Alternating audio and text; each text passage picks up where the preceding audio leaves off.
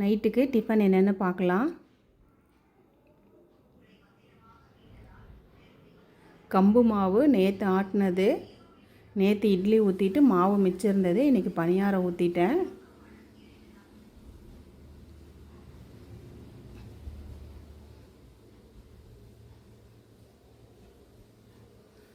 அதுக்கு தொட்டுக்க காரசாரமான கார சட்னி.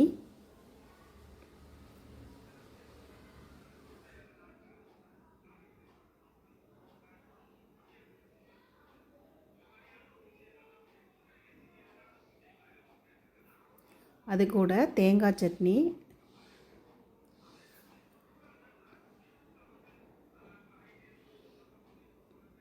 கம்பு பணியாரம், தேங்காய் சட்னி, கார சட்னி. இதுதான் எங்கள் வீட்டு நைட்டு டிஃபன். நீங்கள் எல்லோரும் சாப்பிட்டாச்சா? வாங்க சாப்பிட்லாம். Good night.